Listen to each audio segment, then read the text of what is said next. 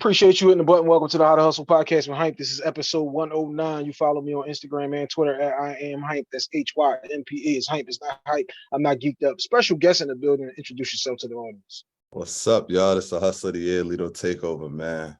Director, entrepreneur, multimedia mogul. I like to do a little bit of everything, man. This my partner right here, Jeb. Yeah, man. They just call me Jeb, man. That's what the people call me. That's what I want everybody to call me. I'm a director, producer, musician, but I am a singer first. You know what I mean? So if anybody, needs some features or something, holla at Takeover Files, holla at Jeb. We gonna make it work. Big fact. Copy that. We got something to talk about off mic once we get this thing done. Now let's hit the rundown. E-Block Radio Network every Monday, 2 o'clock on the E-Block Radio Network. GFT Radio Network every Tuesday at 2 o'clock. 216 The Blend every Wednesday at 12 midnight, 8 a.m., 8 p.m. Then we go I Say Podcast Radio Network every Friday, 10 a.m. Then we go Saturday, THC Media, 10 a.m. every Saturday. West Coast, what's happening? Thursdays, Sundays, they wide open for you. H2H Cleaning, that's my cleaning company. We do roofing, plumbing, HVAC, cleanups, cleanouts, flooring, carpeting, remodeling, roofing, plumbing. However you need it, we can make that situation happen. Over there at H2H Cleaning on Instagram only. Then we go Custom Hustle. That's Custom Hustle World on Instagram, Custom Hustle Co. on Twitter, custom jerseys, football, basketball, baseball, hockey. Custom Hustle, we have the sneaks available. You know what I'm saying? They are available up to a 14 and in any color. Also, children's sizes available. You know what I'm saying? So you got your girl, you got your son, your daughter, however, we will lace them. Sweatsuits, the jerseys, the jackets. We got the spring jackets in. It gets a little warm. You get a brisk summer night. You need a nice joint that you design. You know what I'm saying? We got all of that love for you. And if you slide past the barbershop now, we got the barber capes in too, with all of the logos of the How to Hustle Enterprise. You know what I'm saying? We got it all in if you need it. You know what I'm saying? Because this is how you hustle. That is at Custom Hustle World on Instagram, Custom Hustle Co. on Twitter. Now, episode 109. We got to start this one off with a shout out to Sam and Sai. You know what I'm saying? Big shout out to Sam and Sai, because that's where we met at. You know what I'm saying? They called you the Hustler of the Year, and like I told you then and told them, they can't call nobody that while I'm sitting here. Hey. We don't talk about that. Hey, you ready right now. You already know. I should tell niggas, the man, best thing you can give a nigga is opportunity. You put me in the building, and all I need is just give me the mic, and I'm going to put on a show. You know what I'm saying?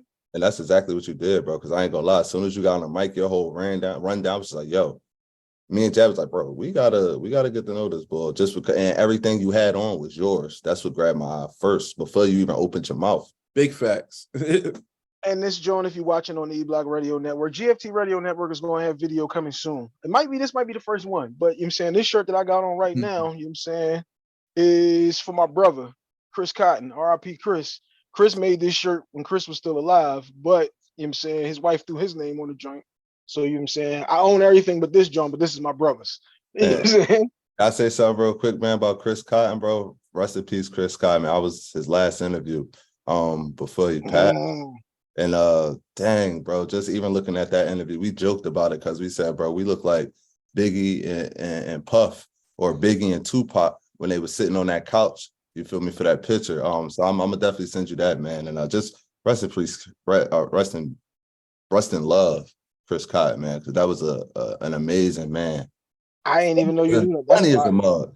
Nah, nigga, that whole routine started me and him in the class. That was my best friend since we was 9. Yeah. But we off topic. We off topic. All the episodes are always dedicated to Chris, though. That's my brother, like I said. So big shout out to Chris. Now let's stay on track, because now, damn, I didn't even know that. We need to talk about that. Episode 109. How have your expectations changed? Since you said this one kind of threw you for a loop, Jab, we starting with you. Let's go. Oh man. You said how did it change my expectations? How did your expectations? How have your expectations? How have they changed? Yeah. I'm quite sure. So like let's set it up for the audience. Okay. I'm quite sure when you was 2022, you had a vision and an idea of how my life is going to turn out, because you say 10 years from now, damn, I'll be in my mid-30s type time. So this is what my expectations are. Now that you've gotten there, though, what have your expectations turned into? Well, how have those evolved and all of that? It's gonna get a little complex, man. So follow me, if you will, man. Let's go. Get comfortable, baby. My mentor, who I really look up to, man, he told me a man is supposed to be able to do three things, protect, provide, and prepare. Now, a lot of people say a man's job is only to protect or provide. They leave out prepare, man. And I learned that at 30 years old to add prepare in there, because a lot of times we just winging it. And our expectations, what we might have had when we were younger, they change from year to year because, our minds are just so fleeting, and we can focus on one thing and then something else happens and we go here and we focus on that thing now. We try to focus on so many things that we don't finish anything. Mm-hmm. So, my expectations have changed just based on I'm open to learning from somebody above me now, where before I was just trying to do my own thing, kind of be like, I can do it by myself. And you can't do it by yourself, man. You need to be able to learn. Just because you can do it by yourself don't mean that you should do it by yourself, though. Speak on it. Just because I know I can carry this couch across the room by myself, but if I ain't gonna help me get the other end of this joint, why would I say, nah, bro, I got it? Like, that's just foolish. That's you fighting against yourself. That's you being in your own way, not mature enough to accept the help and recognize that the help is there. But go ahead, my bad. I didn't mean to jump like you said, that maturity, man. And that's where I was, man. Like it took for somebody to actually say that to me, like, yo, you don't gotta do everything by yourself, right? And that's me, ball dominated guard. I got it though. You come set the screen, you go around the pick, but I got the ball. You need a screen setter though. You need a screen setter. That's an important. You have absolutely. You need a nigga to drink the Gatorade, a nigga to clap. You need a nigga to do everything. You know what I'm saying? That makes a team. So it even with that, learning to incorporate others into achieving a goal is, the ability to focus on one thing at a time. Like, if you focused on something, it'll get done faster if you're focused on that something. But if you're trying to do 10 other things, it might take a while. And then a lot of people be surprised. 10 years have gone by since you was 22 and now you're 32. And you're like, damn, nothing's accomplished. Like everything. I didn't accomplish none of the stuff that I was doing. Yeah, everything's 20% done. No, that's a fact right there, boy. Go ahead now. It's on you. Damn. So I feel like my expectations actually went back to my original expectations. Now I say that as far as, just coming up. I was always an entertainer. I've been acting since I was 6 with A&B Productions. So my mom had me in this field early. So I always understood that hard work paid off. As long as you put the work in, I believe in God, child of God, God is going to bless you. So with that, then somewhere along that line, I can say I started to feel as though I got so much work, I can chill. Now I'm around these people, I can chill. So I started to feel as though blessings were supposed to, or not even necessarily blessings, connections and people and work and clients were supposed to just come because of who I was associated with, or because of the work that I put in the past. And that shit had me really in a, I don't even want to say a dark place, bro, but just, no, I could say that, bro, in a state of depression for a while, man, and because my expectations always, work. Then I don't know where, but it turned into, all right, I got so much work, I could chill. I start feeling myself. So I say that to say I got back to my root of, nah, we need to work no matter what, because at the end of the day, all this can be taken like that. You feel me? So it's, I mean, and even on life, family, I'll go there. My expectation of family has man, just, we live in a social media world. I'm the type of man, I watched my mother, my stepfather, who I would never call my stepfather because that's my dad. He's been there since I was 2. But I've watched them marry. My pop raised 2 kids that's not his, have his own, put people together, put a friend here and an aunt here. Now I got a bunch of little cousins, but I saw that work for 30 years. So that was something I always wanted. But then my work didn't align with what I wanted. You get what I'm saying? You follow me? I'm with you. Yeah. So work didn't allow me to look for that family, that wife.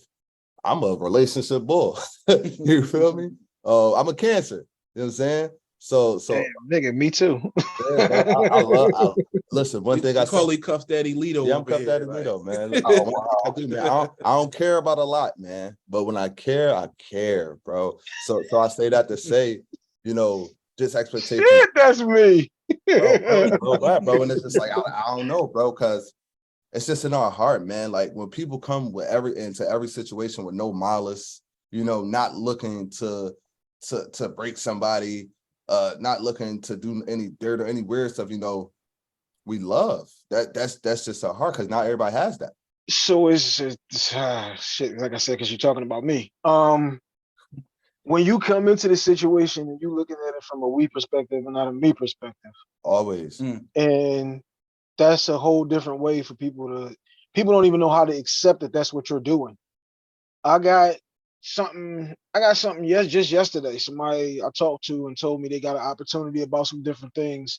And me just calling niggas just, yo, look, this is an opportunity for you, not even something for me, because I'm going to be there. I don't know if you going to be there, but I'm telling you so you can slide too.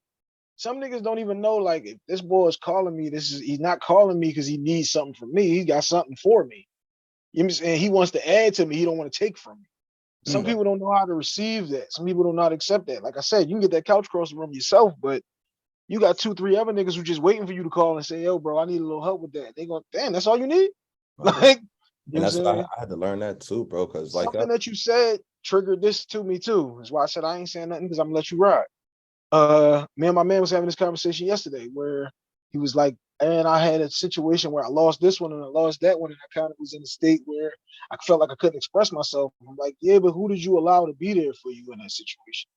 People quick to always say, wasn't nobody there for me when I needed them for this, that, and whatever, but who did you allow to be in that situation to help you?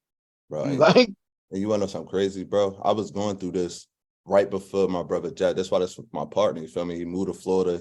He was already in tapped in. Before he moved to Florida, he moved back home. But it's like God. I always said to him, bro, I feel like God sent you here for a reason. You feel me? Because, bro, my mind was just in like, I put so much on my plate. You feel me? And I try to help so much that a lot of times my plate always overflow. You feel me? So to have somebody where I could be like, yo, bro, I'm fucked up mentally right now. When it's like, I don't even care. I know you're not going to judge, but I don't care if you judge me. You feel me? But I just need somebody to talk to. And for him to just step into the role. And bro, his second day he moved back from Florida, we had the podcast. I got a whole set. He's running the set like they was there for him. You feel me? So it's just like you need people, man. It's nothing wrong with picking up the phone. It's nothing wrong with confiding in somebody. You feel me? But you got to know who you're talking to. And real quick, just to touch on this. Gotta know your personnel. Shouts out. Rick always say that. Shout out to my bro. And I definitely want to get this just as far as about having expectations. I've learned that to live life without expectation, because expectation leads to disappointment.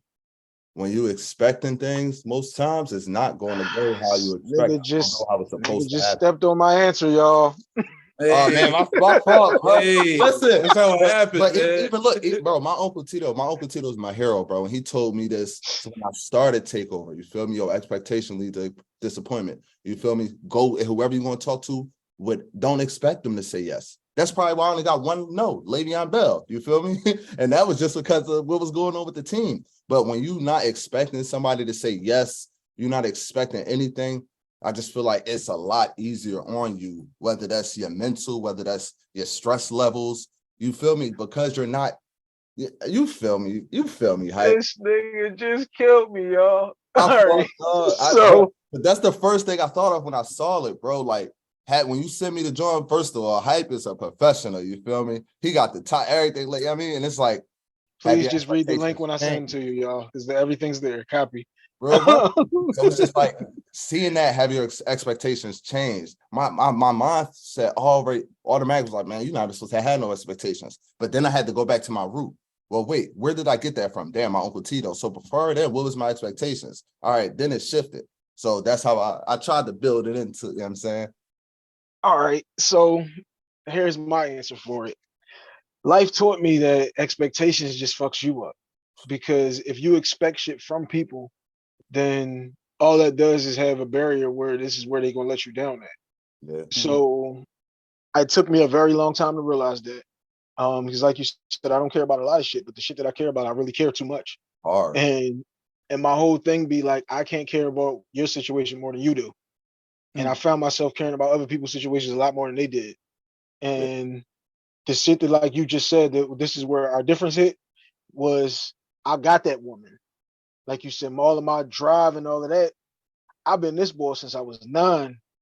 Got an autograph book and start selling bean pies at Juma with my brother older than me working for me.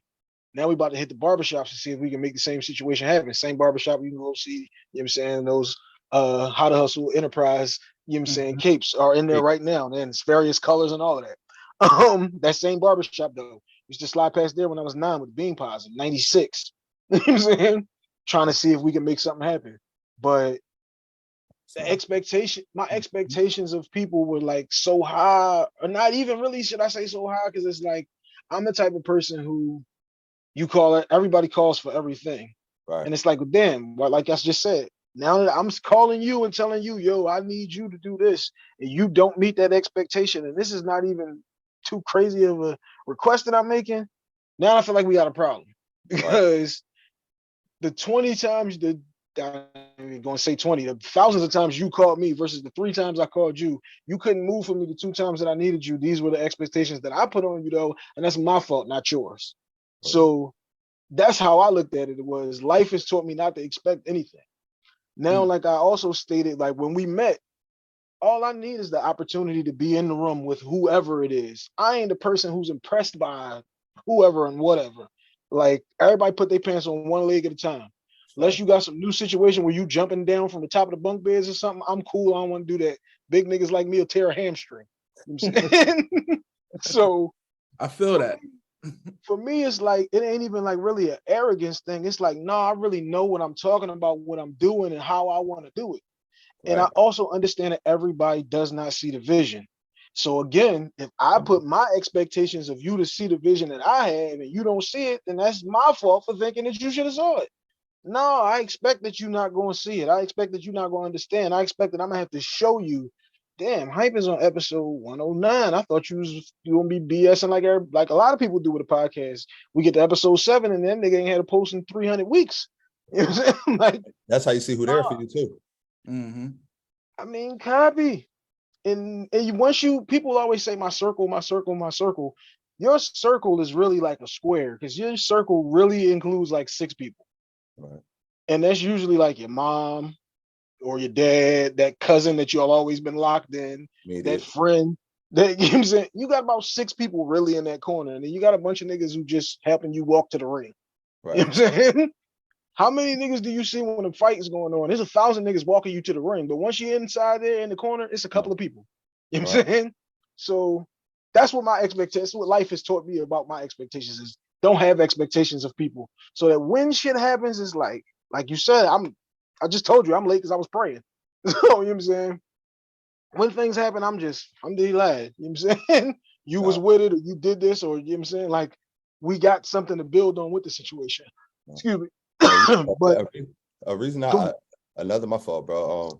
Once I get it, you know what I'm saying? But I was in a situation, you feel me, with somebody I was working with, when it was like, yo, whenever I needed them, they was there. They was there, always there. You feel me? But when they needed me, I wasn't always available to be there. You know what I'm saying? And it was like this, and that's where I'm agreeing with you as far as the expectation also. You never know what people are going through. You never know what's on the other side of that. Because that goes back to, did they allow you to be there for the situation? Was it something that you could have helped with or not? Yeah. No, I feel that. Because like I give you an example for me. I lost my dad, I was 22. Me and my wife just having a conversation on the way here, and it was like, how did that go as far as, you know, like your first birthday or the first Father's Day and all of that? And I'm like, yeah, you kind of like, you'll definitely remember, damn, last year this happened or that happened, or he called this, he said that. You'll remember all of those different things, but also you got to remember, you'll always look around at them couple of days, especially for us. Janazas happened in 2-3 days, and now we already at the cemetery. So it's like, you be in a fog and a blur, but you definitely remember he was there, he wasn't there, she didn't call me. Like, you know what I'm saying? you definitely will remember that. But in those situations, sometimes it's not even nothing for you to be there for. Sometimes that just that text of, yo, bro, I was thinking about you. Yo, y'all good over there? Because you can't be at everything. Once you got real life happening, you got your own companies and things going on, and you got kids and a wife or a husband if it's a female. Like, you can't be at everything. I can't be there for everything. Right. But just knowing, like, damn, they at least was thinking about me. Damn, they at least cared enough to reach out to me is a huge thing once you get to this age and stage in life. That's a fact, bro. 1,000% agree. Yeah, be quiet over here, bro. Let's go. You got something for me? You gotta have something. There's all this stuff that we done said. I'm gonna add something on the end of that. A guy, an author that I follow, his name is Craig Rochelle. He says, it's not that we as people don't have enough time. It's that we give time to the things that matter most. So I always feel like if somebody slights you, you feel slighted, you don't matter as much to them as you think you do. But you also can't expect yourself from others either. You can say, oh, I would have did that for you.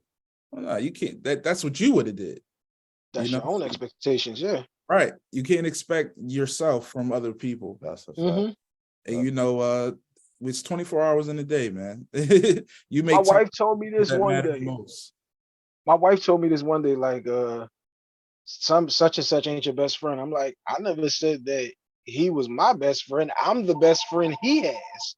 Like, there's a difference there. He has me as a friend. I don't have me as a friend to call or to handle different situations. Like, he has that, or she has that, which is why they're saying that. My bad. House phone rings every episode.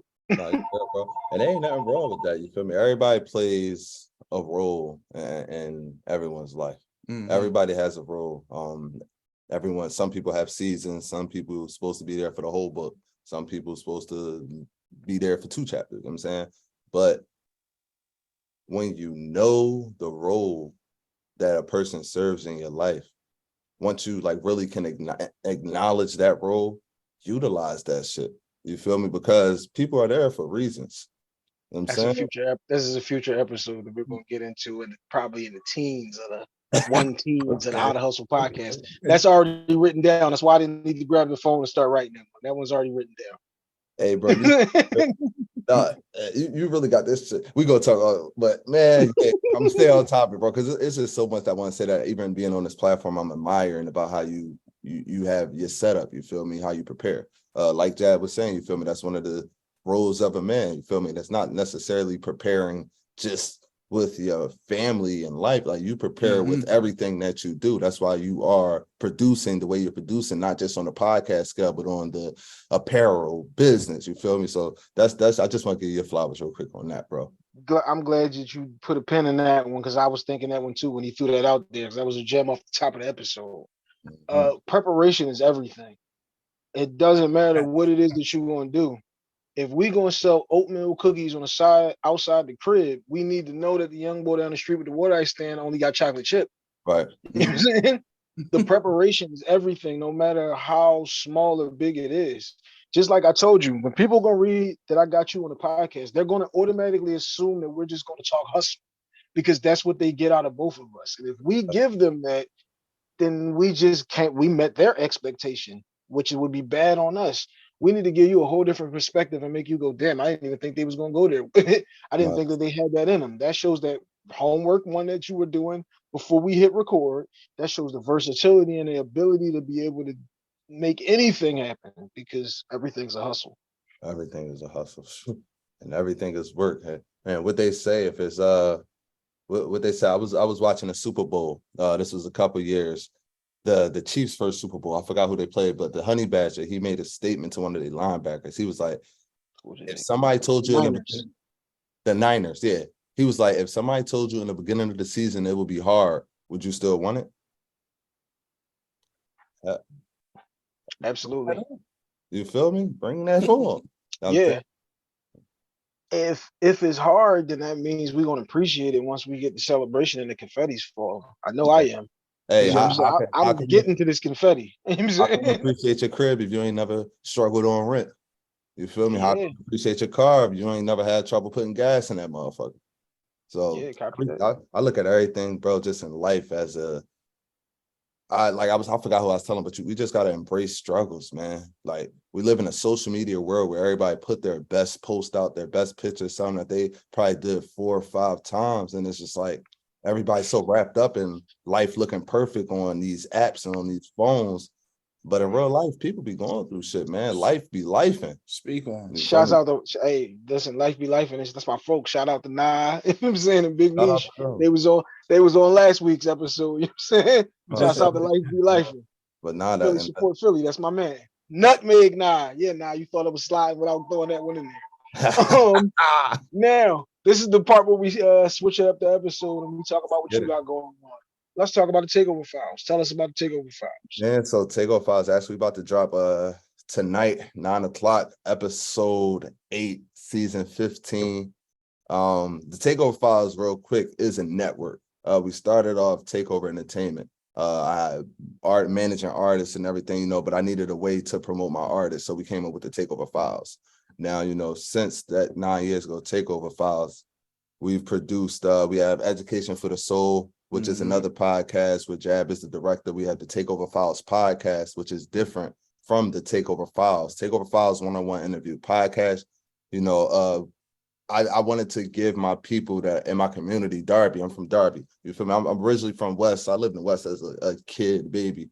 I moved to Darby and went to school, so I'm from Darby. You feel me? I like to say Philadelphia because I was in Virginia a little too. You know what I'm saying? 7 years of my life. Philadelphia. Each one told me something about myself, man. Man. He's from everywhere. No, but so I say that, you feel me? Coming up with the podcast, I just wanted to create a platform for, you know, my people, my community I went to school with that didn't necessarily know how to go about entertainment. You know, didn't have the microphones or the broadcasters or the studios or the space or the knowledge to do this. And I feel like I went to school for this. So why wouldn't I help? Why wouldn't I do my part? You know what I'm saying? So Education for the Soul, we got Takeover Files podcast. What else we got? Yeah, we got the Takeover Bars. Yeah, Takeover. Damn, my fault. You're right. That's right here. Takeover Music Bars and Breakdown. You feel me? Where we invite different artists to come on, promote whatever track you got. We record right here. We shoot a couple times, and we just have fun with that. That's all about promotion.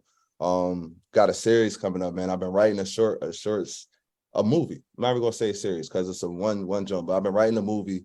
To be determined. I mean, to be decided on when we're going to announce all that. But I've been writing, man. And like I said, I've been in entertainment for so long, bro. I was a teacher for 5 years, dean of student my last year. I quit my job because throughout that 5 years, if I had an interview, I was leaving. Dr. J interview, I'm out. I got interviewed Jesse Jackson, I'm out. You feel me? It started this out really celebrity interviews. I got over 300 of them. And once I realized I was taken away from my students, but I also wasn't following my dream, I had to leave, and I took this full throttle. I was working with $1 million worth of game for 2.5 years. Got in a car accident, and that really just like stopped a lot of things for me, man, March 27th. But since then, you know, I feel like God set me down because this is the longest I haven't traveled in 4 years, as far as on a flight, and it's been 3 months. And I had to go back to my roots. Understanding myself, understanding who is not Lito Takeover, but who's this 30-year-old Carl Thomas. You've been trapped in this Lito Takeover persona for 9 years now, but I had to get back to self, you know what I mean? And coming out of that, I feel like this is the best state that Takeover has been. We just had a Tink interview, and we just dropping consistently, man. That's the best part about this. You feel me? Takeover, we a movement, we a family, and we are never. Hold on. A couple of things that you said, because I don't want to lose these. Not my fault. You said 15. You said 15 seasons. Let's not gloss over 50. Let's not gloss over that. Let's give a round of applause and a big salute for that. So you know what I'm saying? We had the house phone ringing situation. We keep it all the way funky over here in the House Podcast. 15 years. We're not gonna gloss over 15 seasons. No, not 15 years now. 15 seasons. 9 years officially. We're not gonna gloss over that. You know what I'm saying? We're gonna shine a light on that, and we're gonna promote that. And you know, like I said, let's salute that. I appreciate let's take the time to smell those flowers. You know what I'm saying? While you got those. This is another thing though, like this is where you was going with this situation. Depart them, then you said now I get the car accident, now I'm forced to sit down. you're forced to reevaluate your situation, and this also ties into what we've been talking about. Now you see who's really there and what's really there. Yeah. You see how many niggas were walking me to the ring and how many niggas was really in the scoring. And it's You know really what I'm saying? what's really there before the who, because a lot of times, like I said, with this social media and even me traveling, you know, I was just fucking walking around with Gillian Wallow every day. Like that shit was like traveling with the Beatles. You feel me? Like no bullshit. You feel me? But it's now, all right, I'm home. So I'm seeing what's really real. You feel me? Oh yeah, because you did see. So I would let you talk about it because it's your situation. But once you get the first joint, like you said, I get Dr. J on the interview. Now them same niggas that you've been telling, yo, you know, I be doing this joint and they ain't got nothing to say. Now they reposting it. Damn, you see my cousin doing it. He out here making it happen. You get all of that type shit. I'm gonna keep it the repost and all that. Really, bro. I've been doing the celebrity interview. Bro, my first interview was KRS-One. Second one, PNB Rock. You feel me? This is in Virginia in 2015. So I've been doing the interviews with the major celebrities, but it took the $1 million worth of game for people to start the reposting and the showing the love. But I've realized before that I never cared about the views. I never cared about the followers, you feel me? Because you never know. You got 10 views. You don't know who in them 10 views. But also, I also appreciated the process. I embraced the process, embraced the growth, because I always said, bro, this is not a race. I'm not racing nobody. At first, my only competition was what I used to say, my only competition in the Breakfast Club. Then it turned into my only competition, $1 million worth of game. Then I started producing my competition. You feel me? Then it turned into I don't have any competition, because at the end of the day, bro, we all got a journey, bro, and we all like people always say the world doesn't revolve around you. Yes, it does. My world revolves around me, because if I die, I'm not going to know what the fuck is going on, regardless of what. I'm not going to be able to see shit. So it's up to me. Copy, yeah. My world, yeah. The world in a general sense. I don't have kids either, bro. So I also understood just within this time frame, you feel me being home, my perception of a lot of things are different from a lot of other people because I don't have kids. So yeah, you just got you to worry about. Yeah. Right now it's my world. I ain't gotta pay my rent. You know what? I'm gonna pay my rent the 29th. You feel me? Right before the next joint hit. If I got a kid, no, we can't stretch that. You feel me? I gotta handle this. Now I'll invest in Takeover before I invest in myself, before I eat, bro. Like, bro, I will not eat for 2 or 3 days, bro, not even realizing, because I'm in here editing, because I'll need a new backdrop and I'm trying to find out information on stuff. You feel me? So, like, your world revolves around you, though. That's my message. Just live without malice. You live without malice, stay prayed up, your world can revolve around you, and you're going to reap all the benefits, all the fruits of your labor. Because hard work don't get unnoticed, man, especially when you feel me, when you have faith. 2 more joints that I need from y'all before we go. I didn't prep y'all for this because I forgot before we started. Like I said, I was running a little late. But paid talent, like, you know what I'm saying, paid talent like us can handle these type things hot on the spot. And we're gonna do this now. Hype on the hot seat. Y'all both throw one question at me at random. It could be about whatever. You throw one question at me each, and I'll give y'all whatever the answer is. You want to go first? Yeah, I asked him the other day, man. He couldn't answer, man. Who your top 5 rappers? Top 5, my brother, CDF, Biggie, Tupac, Jadakiss, Mac. Mac. Beanie, nigga. Oh, okay. He just asked who's Mac. See, we're gonna have to get him out. He's gonna have to get out. He's gonna have to get out of the city. He Darby. Yeah, I'm a Darby. He's Darby. That's different. We gotta get him. Okay. Mac, for those who are outside of the Philadelphia area, fuck that. international hype. International hype is not just a hashtag. He said Mac Miller. He's disrespectful. All right. Hey, I got a question for you, bro. So yeah, he's on mute for the rest of the episode. We're not dealing with him anymore. What's that? Right? Yeah, that was my brother. That's one that he's biased. Copy. I ain't got no problem admitting that. Pac, Big, Jadakiss, Mac. That's a good song. So I got a question for you, bro. It's like a 2-part question, if that's cool. That's cool. The first one is, how do you balance just being a husband, a father, and an entrepreneur, and also producing a podcast editing the podcast, making sure you drop every Monday, send out, you feel me? Like, how do you balance all of that? What's important? You balance out how important this is to you. How much do you really want it? What do you really love? The same thing, like you said, I don't love that much shit, but when I love it, I love hard. I don't know how to half do things. And if I put my name on something, then we must go through with this. I put my name on my wife, so she must be taken care of. You know what I'm saying? Speak on it. I tell her all the time that she don't understand how much weight you being my wife is, because I hope you're listening to this one. If you tell me, Hype, the world is stopping. Like, if I look at my phone, it's two people that have a picture on my phone, my mom and my wife. If either one of these photos come up with a picture, I don't care what this job is. They need me for whatever.